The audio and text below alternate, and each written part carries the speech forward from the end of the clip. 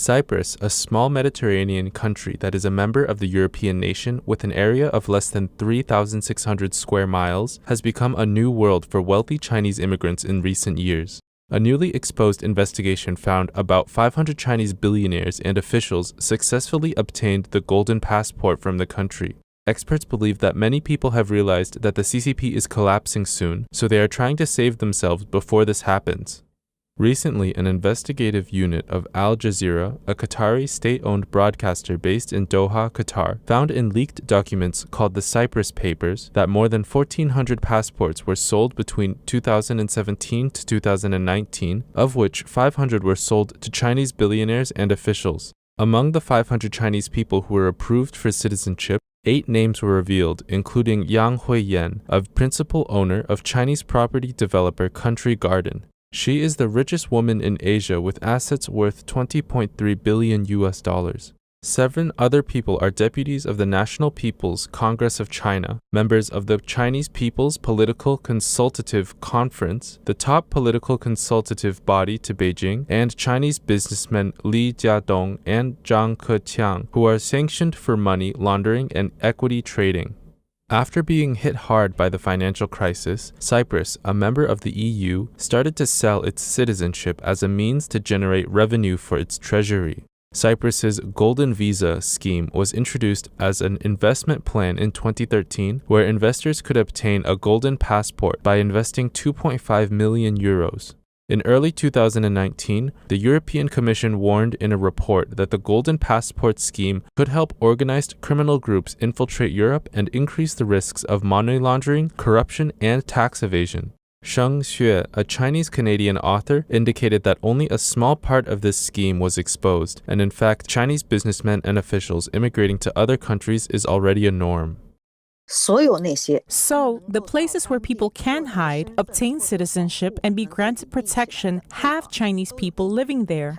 There are many Chinese people living in many unknown island countries in the world. There must be millions of these types of Chinese people living in similar countries like this in the world. In recent years, Chinese media also admitted that many millionaires and billionaires in China all choose to transfer their accumulated wealth to foreign countries and change their nationalities. When the building is about to collapse, they will jump the ship. They have already made their plans. Actually, the people exposed in Cyprus are a small group. There are some more in other small countries. They are just a little greedy. Xi Qing revealed that the big corrupt CCP officials obtain citizenships from the US, Canada, or Australia. It's just that the people on this level have already seen the ship sinking, which means that the rule of the CCP is crumbling down. Even the low-level officials are jumping ship. This shows that the problem is very serious. Sheng Xue said that she knows some Chinese people that hold passports of small Central American countries. It is safer for them to hide their assets and identities there. They are afraid to be sanctioned, to have their sources of wealth investigated, and to be held accountable for their inhumane crimes committed in countries like the Five Eyes Alliance. Therefore, they are willing to choose those small, unknown countries. Sheng Xue indicated that a fleeing wave was created many years ago when the CCP officials became well aware of the situation. They knew that the party must collapse sooner or later, so they had to flee before the crisis happened. As a result, more and more CCP officials, especially those who are involved in illicit deals, gained huge wealth, committed inhumane crimes, particularly criminal offenses and humanitarian offenses, and are trying to find a way to escape. As early as 2010, the Chinese Academy of Sciences revealed in its research that since the mid-1990s, 16,000 to 18,000 officials fled the CCP with as much as $116 billion carried abroad with them. In 2012, an insider from Beijing claimed that the Central Commission for Discipline Inspection of the CCP revealed in an investigation that there were 76.77% of the Chinese People's Political Consultative Conference delegates holding foreign passports and 57.47% of members of the National People's Congress holding foreign passports, according to data from February 2011.